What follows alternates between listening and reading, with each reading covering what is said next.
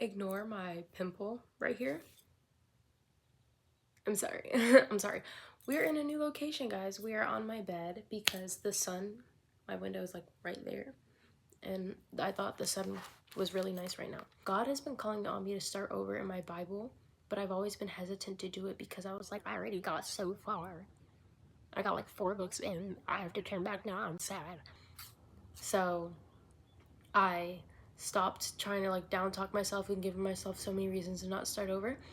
And I've met this wonderful girl that I work with now, and she's definitely put me on to the ESV version. I did not understand versions at all. I just understood what I could read. But she put me onto the ESV version. And I personally think it's easier to read, but I definitely know after like rereading, I've been so good at understanding what's actually going on from a better standpoint.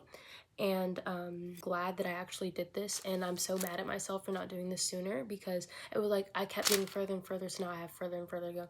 But right now I'm only at like I started in the New Testament. I did not read any of the Old Testament yet, so hey, I don't know, I don't know what to tell you. I don't know what to tell you. Why is my knee like a completely different color from my face? She be getting sun, but like she be getting the same sun. Maybe it's because she ain't getting sunscreen, and she is. I digress. Let's get on task, guys. Let's get on task. This is not a skincare routine. This is not what I put on my body. No, this is about Jesus right now. We're in Matthew 5. Like we're gonna talk about all of Matthew 5 right now. We're not gonna read the entire thing. 3 to 11 right now. That is it. From all those, it's just like to sum it all up. People who do the will of the Father have good character and good heart posture are blessed. And one thing I love about the Bible is how detailed it is and how many parables there are and how everything is worded so meticulously. And well, this is going to be more so like the entirety of the page and not just the scriptures I listed. That was just for that specific taking away of it.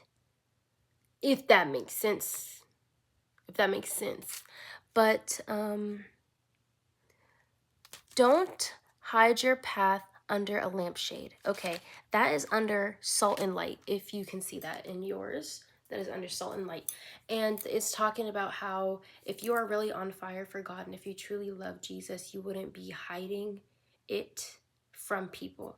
Because if you are in a dark cave and you have a flashlight to help you see, would you cover the flashlight, making it hard for you to see? No, you would shine it so you can see. So if you have the light to see, see with the light. And to make that make more sense, if God tells you something, like gives you a spiritual gift or gives you an awakening, a revelation, or gives you just some sense of understanding of a specific thing or situation, don't try to deny or hide it. Actively apply it to your life, or if it's you wanting to be called to speak to people, talk about it. Talk about it. Just girly, talk about it. Oh, guys too, not girlies, everybody, girlies and guys. Just speak. Don't hide when God gives you a word to say. And next will be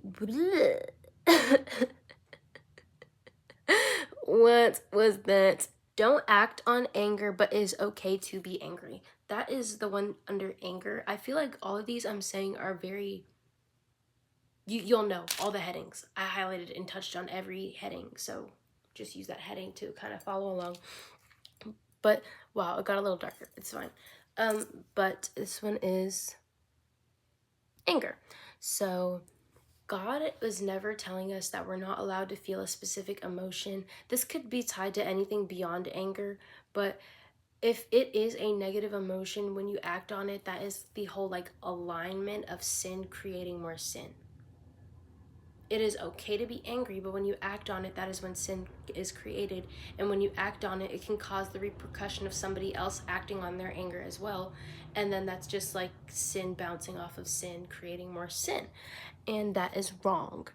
And next would be flee from sin because flesh is too weak to fight. This one is under lust. And obviously, I would say majority, if not everybody, is a victim.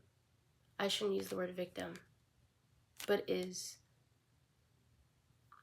attacked by this sin. I'll say that.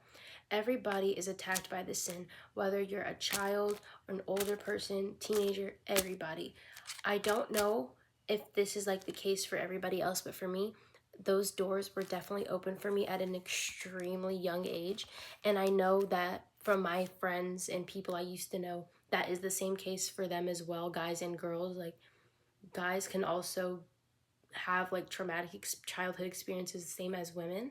And I think that is also a light that needs to be touched on, that guys experience it too, and it's not just girls. But I know that just because those hard situations happen, you have to fully be able to heal those situations so they don't turn into like a longing or like a physical addiction when you're older, of you like wanting physical attention from other people and physical affection from other people. So you have to learn how to really harness and heal that so that does not happen. And when you kind of feel it happening, just kind of exit yourself from the situation, or just give it to God. But obviously you're gonna give it to God. But I mean, like, if you can't really find a way out, just give it to the Lord and pray and talk to God. Help him, have him guide you in this dark tunnel that you're in. And I know that there's people in relationships. If you're in a relationship and you're feeling like you're gonna commit that sin, but like how it's saying flee from sin, it's not telling you to break up with your partner and move on to the next, because any person you're going to date, you're gonna fall into the sin of lust. Any person. You're always gonna, because you're attracted to them. God would not give you somebody that you're not attracted to, which I also think makes dating dangerous almost if you don't like date correctly. But it's just both you and your partner having the same understanding of purity that helps. But I know sometimes your feelings can just get too strong and you just act without thinking. Definitely set boundaries, or like discuss like what you think are potential signs that present before it happens, so you are both able to know, oh, let me stop, this is doing this. You know what I mean? I'm trying not to be too wordy because I don't know how to be so direct on the internet. I'm just hoping you get it. I'm hoping I explained that properly. Okay, next would be this one. I would say is controversial, but it is like a view I have. If my view of it is incorrect, I would like some correction on it. I'm not, I'm very open-minded. Like, I'm willing to change my mind about this one. But at the same time, I think the way I explained it to myself makes enough sense to me. But this is under a section of divorce. So I'm also 17, guys. I'm literally a kid, and I've never been married, and I've never been divorced. So like, older mommies and daddies, do you guys want to help too? You know, you always can. You always can like guide me in where I'm lost. But I wrote, try your best not to get divorced unless it's cheating. That's what I mean when I say it could be controversial, because there's a whole wide variety of bad things that can happen in a relationship. However, I think I would also say you can leave if you're being like abused or anything like that. But at the same time, that is still sin, creating more sin if you leave because of something like that. You have to find the right romantic partner for you before you get married so you don't run into these roadblocks in the future. Because if you know you're dating someone that's angry, and you know, like all those jokes on TikTok that were like, there are literally no signs, guys. There are no signs. There's always signs, bro. There's always signs. And I know it's one of those situations that it's like, oh, you don't get it until it happens to you. I've been in so many terrible relationships where when I was in that like place and mindset of I love this man so much, like he can literally do no harm as he's actively doing harm to me. No, I literally understand. I understand so deeply. I have such bad experiences with men. I understand so deeply.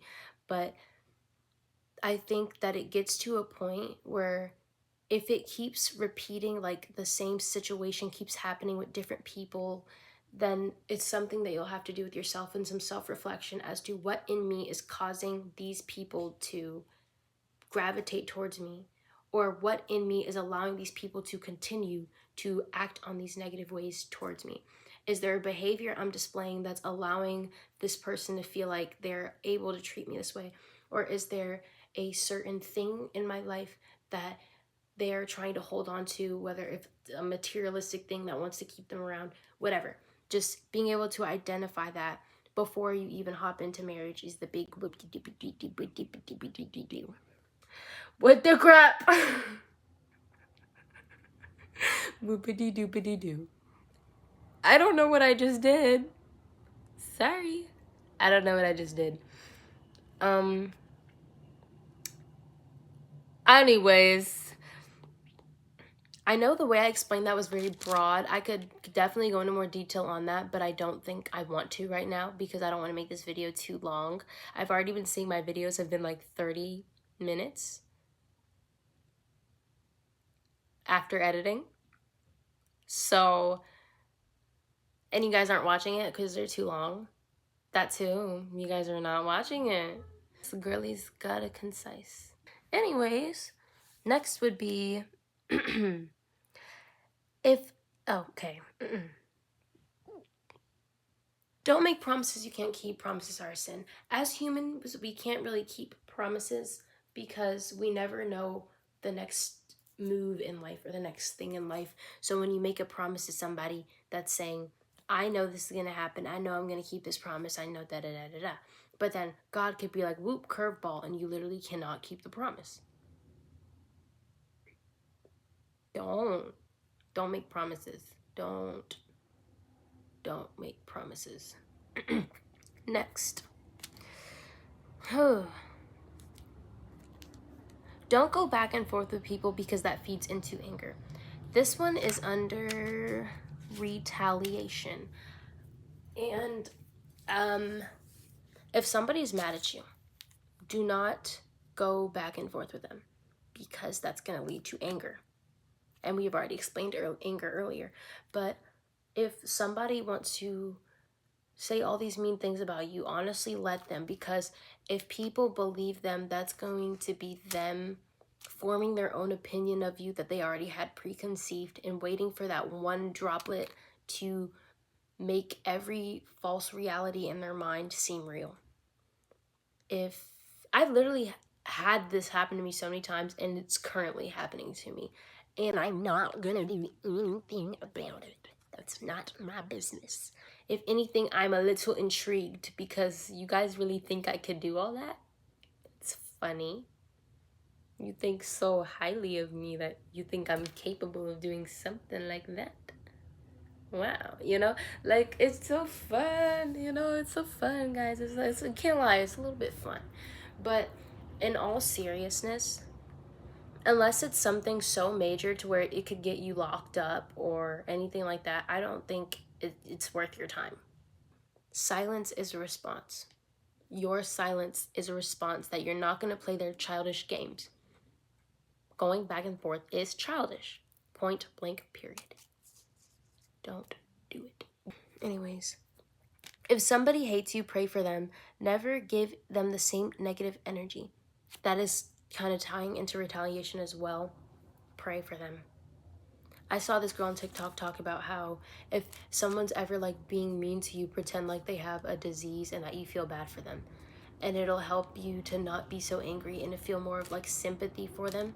But although I think that is an idea, yeah, I just think that's still potentially negative because I don't know. Whenever it comes with me and people with diseases, I don't tend to feel bad for them. I like to treat everybody as equals, whether they have a disease or not. Because I don't know, if I had a disease, I wouldn't want special treatment. I'd want everyone to treat me like everyone else. And I also hear the same things come from people that have disabilities or diseases or spectrum disorders. They all want to be treated like they are a quote unquote normal person. I know some people talk about how the Bible is like a rule book, and I don't think that's a good way to word it, because it's not saying you have to do this or you have to do that. No, it's saying I'd advise you to do this and I'd advise you to do that if you want to see me in your future. And if you don't want to see me, don't do any of these things. You know what I mean? Be great and be holy and love Jesus and love people. And hallelujah. Yeah. Give me a momento. So I put my Bible away so I could wrap this up. But what I will end this off with saying is that I'm so glad to be making these videos, whether they get views, whether they don't get views. It's more so about saying what God wants me to say when I say it. And one day these videos are going to reach people, and I'm going to be so grateful for that, because I want people to receive help. Somebody my age, there's not many people that focus on the Lord, and I didn't have like much guidance either from adults in my life to help me to get back on the right track. There are obviously people that cared, but they didn't go about it in the correct manner to actually help me. And I just desire and care to help others get back on their path whenever they feel like they are stuck, you know? And it's never too late to follow Jesus. You're never too old to follow Jesus. You're never too young to follow Jesus. And following Jesus does come with a price and a cost. And it's so worth it, because if you notice in the Bible, though I have not read much, obviously I have some general understanding because I've been Christian my whole life and I've gone to churches and when I was younger and stuff. But every person in the Bible that has done what the Lord asked them to do has never not been rewarded. Has never, not saying you'll never be in a sticky situation. Everybody's always going to be in sticky situations, but you'll notice that they have all been blessed, anointed, and rewarded for their good deeds and great actions and obedience and devotion. And that is how we're going to leave it off, guys. Thank you for watching, and I'll see you in my next video.